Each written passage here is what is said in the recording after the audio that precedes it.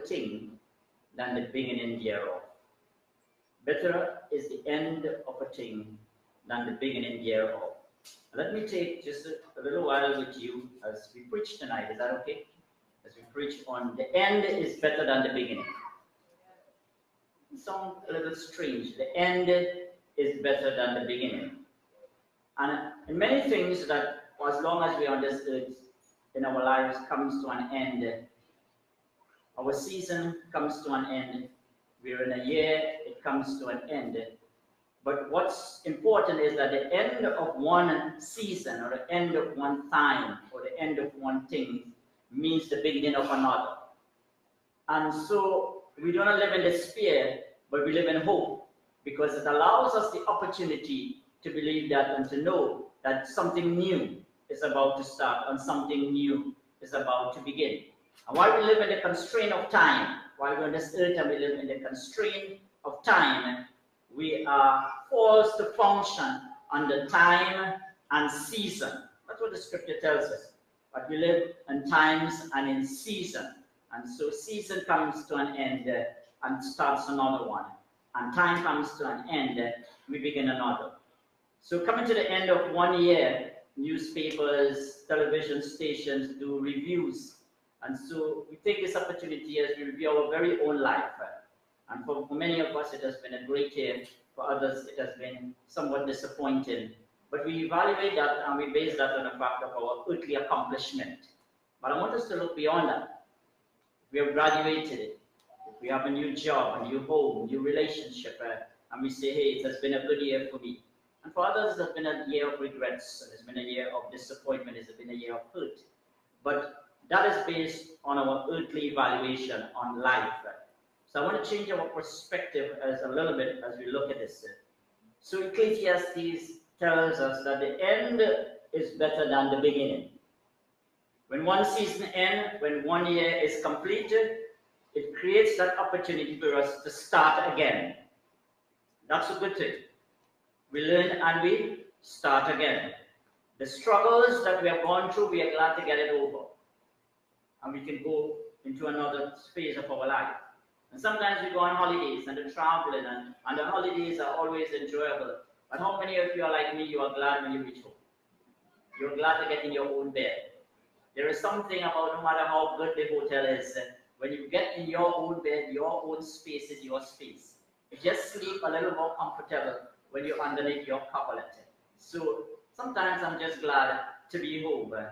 And we go through colleges, we go through our life in school, but we look for when we can graduate. And when that graduation is over, it's over. We've accomplished it. We are glad for the surgery. We are thankful for the doctor, but we are glad when it's over. Amen. When it's over, it's over. I was sharing just recently, some of the folks that when I go to the dentist, I drop in the chair and I close my eyes. I just want to hear it's over. I hate needles. Even a straight pin. You understand? But when it's over and the doctor says it's over, I am happy. I'm glad to get off that chair. So let's address this aspect of the Proverbs that we have read. There are so many things where the end is always better than the beginning. Paul writes to Timothy in 2 Timothy chapter 4 and verse 7. And he said unto him, I have fought a good fight. I have finished my course. I have kept the faith. And that seems to sound like the end of his life, doesn't it? He says, when I look back, I can see I have fought a good fight. And what a testimony. What a testimony when we can come to the end and we can look and say, I have fought a good fight. I have finished the course you have given me. And I have kept the faith. It's always nice to start, but it's more important to finish. And too many times we start stuff, but we don't finish it. And the wives know what I'm talking about. When your husband have started a lot of stuff, and you have projects that are still waiting to be completed. Stuff that still has to be done in the house and in the home. And wives are always complaining, when are you going to finish that? When is that going to be completed? And so it's good to start, but it's more important to finish. The story is told of a runner that came from Tanzania, and he was a long-distance marathon runner. And he got injured while he was doing this marathon. He struggled for hours to come across the finish line. And after crossing the finish line, there was a lovely round of applause because people waited for him to finish. And then one of the interviewers went to him and he says, "Why didn't you give up? Why did you just, after being injured, decided, well, that's it, I can do this marathon another year?" And he responded, "My country didn't send me to give up. My country sent me to finish." It's important. So Paul says, "I have finished the course." We must learn to finish our course. And maybe one of the reasons why we are not finishing the course is because we are not inspired enough. We are not inspired enough. And I want to show us tonight that there are some things in time that doesn't wait on us. If we are not prepared to finish, it will not wait on us. A season waits on no one. Time waits on no one. Season will change whether you like it or not. You have to be prepared for when that season comes. So as we look at the scripture today, I want to first of all reflect on and let us know that we need to let go of the past. Tell someone, let go of the past. Let go of the past. You use the past to affirm and you use the past to learn. But we don't live in the past. I've done a lot of counseling over the years and I've found that a lot of people always live in the past. They always refer to things in the past. And that's a problem because now you have to bring them out of the past and bring them into a present life. Right? And Philippians chapter 3 and verse 13 says, "I count myself to have apprehended, but this one thing I do, forgetting those things which are behind, I reach forward onto those things which are before." So sometimes we need to come into a place where we forget. Paul is saying here that the past is the past. I count it lost. I cannot do anything about the past. It is already gone. And so because it is gone, I need to let it go. Otherwise, it will grab onto my heel and it will keep me right there. And while we may be in 2019 and going into 2020, the problem is that we can still be living in 2010. We can still be living in 2016. 2020 is going to bring a trust full of new things. So I need to press towards the thing that 2020 is going to bring for me. I need to let go of the past and move into the vision and the purpose of the future. Because when I get stuck in the past, I lose vision. I lose purpose. And this is what I want you to see with me tonight. To have a vision is to see something coming into view as if it was already there. That's what it is. That's just simply what it is. To see something coming into view as if it is already there. I visualize it, I see it, it's in my mind, it's in my heart. And then I must have purpose to go after it. Purpose. Vision is what you see in your mind by faith. Purpose is when you know and you understand what you see and you want to accomplish it. It's a big difference. When you are able to see your purpose, then your vision becomes alive. Because purpose is what creates identity. Purpose is what created you. Purpose is the reason why you are alive. If you have no purpose in this life, then it would make no sense that you're alive. And sometimes it will be difficult to place your hands on what the purpose, because if I ask you, what's your purpose, it might be difficult for you to answer that. If I ask you, why are you alive? Why are you alive? Then there has to be a purpose. Why is God still keeping me alive? Why is God still allowing me to see another year? And when I look at it from that lens, it helped me to see life a little differently. And that is why Ecclesiastes chapter 3 and verse 1 says, to everything there is a time, there is a season, and there is purpose. For everything that God creates, even you that God created, He created you with purpose in mind. It was not just that God decided, hey, Pastor Vishnu is going to need a wife, let's just put a woman outside. In the foreknowledge and plan of God, way before, He knew exactly what He was doing. he created for purpose. That's what he created for. And so I need to lock into what's my purpose. Purpose don't lock you to the past. Purpose pushes you to the future. Paul says, I press towards the mark. There is something that I am going after. And that's my purpose. My purpose is driving me. To remove purpose is to change who you are. Because your purpose informs and reveals your nature. When people live out of purpose, it informs and reveals who they are, the nature of who they are. So what's important? What's important as we go into 2020 is I find my purpose, because purpose is individualism. Purpose tells me that you are unique and you are different. That is what purpose does. When I look to Brother Michael, he's different from me. But he is living and serving his purpose. He has a purpose. And when you grab a hold of that, he is unique in what he does because he's working in his purpose. But purpose is also independent. Rather interdependent, not independent, interdependent, because it links to another with a greater purpose. So if God sets a purpose in my heart, he created, and he says, I'm going to put purpose in this young man, and I'm going to send him forth, I'm going to give him a vision, and he's going to run after that vision, because his life is going to have purpose in it. Then what does he do? Then he interlinks other purposes with that, because your purpose is always bigger than you. Your vision is always bigger than you. And that's why your vision and your purpose is not accomplished by you alone. You need the help of others.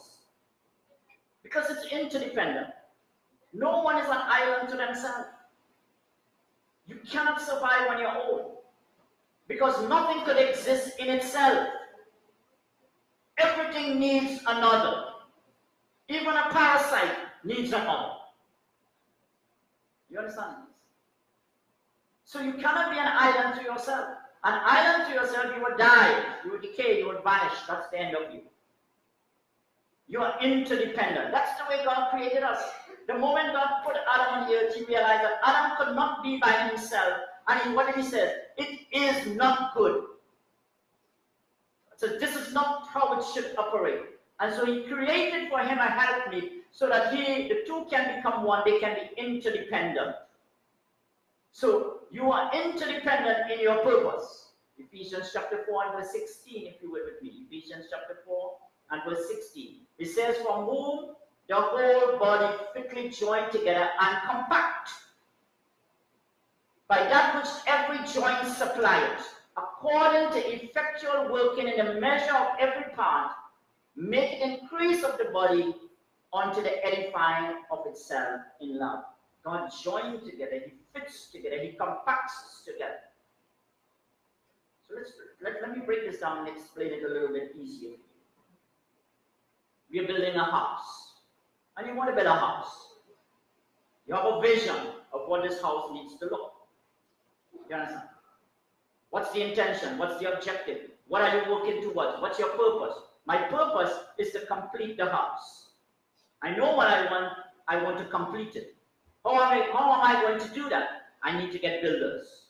I need to get woodwork people. I need to get people who can lay blocks. I need to get masons. I need to get carpenters. I need to get the resources of a whole lot of people to accomplish this one thing that I want to do. Because what's the purpose? I want to complete a house. It's not big. And sometimes we feel that this is so much of theology. It's so very simple. I have a purpose. But I need all these resources, all these skills, all these talents to come together so that we can work towards the one end. We are working with one purpose, one objective, the same end, and that is to complete the house.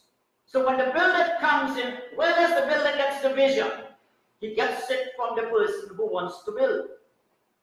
He gets it from the person who sits and designs and says, okay, this is the blueprint of what we are going to build. And the builder looks at it and he says, okay, now I see what you want. Let's translate this from a paper so that you can see it in real.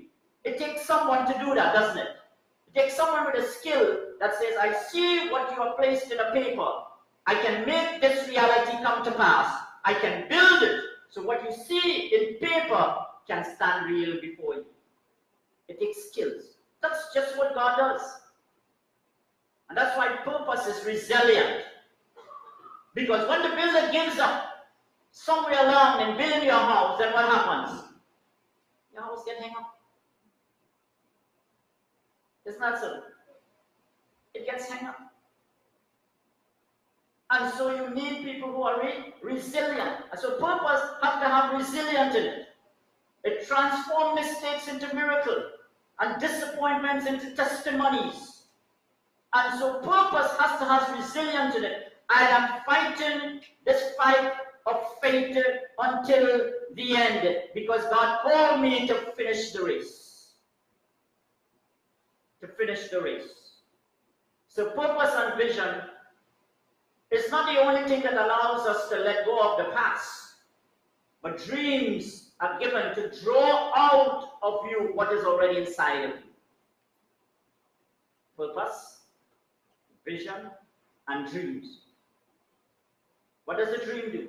It activates God's power in enabling you to achieve your vision. That's what it does. And so what God does is He gives you dreams bigger than yourself, bigger than your ambition, bigger than your emotion, bigger than your character, bigger than your education. He gives you dreams that is way bigger than yourself. Why? Because God already knows the purpose He has filled in you. You already know exactly what He puts in you. And that dream is to reveal your potential. The dream really allows you to see your fullest potential. Think about it. When you grab a hold of a dream, and we said that last week for some time, when you grab a hold of a dream, you run with it because the dream is what is going to pull out the potential that is within you.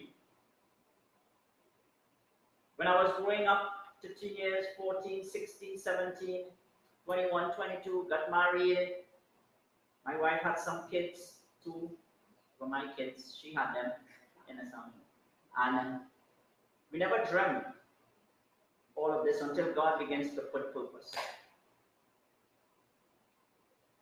16 years back, God says, this is what I'm doing. Give a dream. We grab a hold of it. And what you see continue to build and expand and continue to build and expand is all starting with a dream of holding on to that dream, holding on to a word.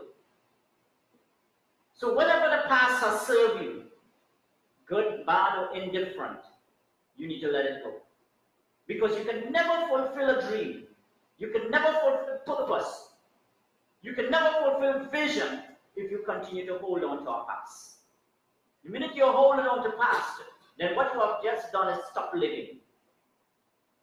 You have become stagnated. You will remain right there over and over and over. You will allow that past to dominate your life. And so you cannot have those two faces. I want to be in the past and I want to be in the present.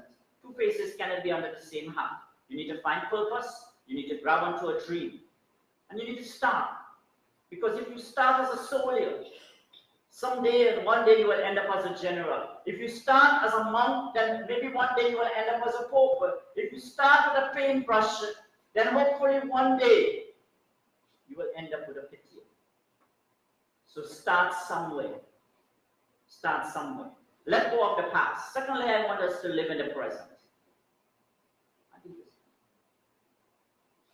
Because we can let go of the past, but we are not enjoying the present. And sometimes the present can become very frustrating to us. The present is the life that God has granted now, and you need to enjoy the moment. You know, a lot of people can get up from bed this morning. A lot of people will be in their bed, in the hospital, seeing a new year, but you're fortunate to be walking. You're fortunate to be speaking. You're fortunate to have all the elements, all your faculties functioning, hopefully. Are they functioning right? And you can step into a new year and say, thank God, I'm living in the present. God has allowed me a breath so that I can live in the present. Miles Monroe says, there is something for you to start that is destined for you to finish. Take care of your purpose, and the end will take care of itself. Start where you are, and start with what you have. I've learned that a long time ago. Start where you are, and start with what you have. I've heard a lot of big dreams. A lot of people want to have a house and buy a car and all this kind of stuff. But you're not starting anyway. You have to start with where you are. Start with something. Buy one block. Do a down payment. Start with where you are. To get anywhere in life, you must launch out from where you are and decide where you are going. Teddy Roosevelt says, do what you can with what you have and where you are. So it is. Don't spoil what you have by desiring what others have. Hello? Don't spoil what you have by desiring what others have. You may not have the best marriage, but you may try to get another, and it may not be as good as what you have. Live in the present. Enjoy the moment. Take time to breathe. Take time to eat an ice cream. Come on. Take time to relax. Sometimes we get so caught up in a moment, so caught up with the job, so caught up with everything else, that we forget that we need to live in the moment. Take time to enjoy the moment. Could I encourage you today? When was the last time did you take your wife? Come on, a husband, wave your hands here. Let me see how much husbands we have. How many not sure? When was the last time you took your wife out, just you and your wife, and says, let's go and have a Haagen-Dazs? Jerry Queen. Dreamy Creamy. Whatever it's like ice cream you like. You understand? Enjoy the moment. Well, if you didn't, I'm sure you will have to do it now. Because when you go home, you will hear what Pastor said. Yes. Enjoy the moment. Enjoy the moment. Live in the present. Don't get too frustrated over all the stuff that is happening around you. You will die an early death. If you don't get gray, you will lose all your hair. Look at the people who is bald head. Ask them what happened. Yes. Live in the moment. And then lastly, look to the future. If I'm let go of the past, then I need to hold on to something that is in the future. And that is what vision does. That is what purpose does. You see, when God created something, He locked within everything that He created a purpose. So that means to say that when God created man, He has to lock into man a purpose. And you need to unlock that. And that is going to drive you. So I am always looking to the future. The future is what gives you hope. It gives you hope. We are going into 2020, and we don't know what 2020 is going to offer. We can hear what the politician says, we can hear what the economist says, we can hear all the voices that are outside there. We know what God says. We don't know. Every Monday morning somebody has something new.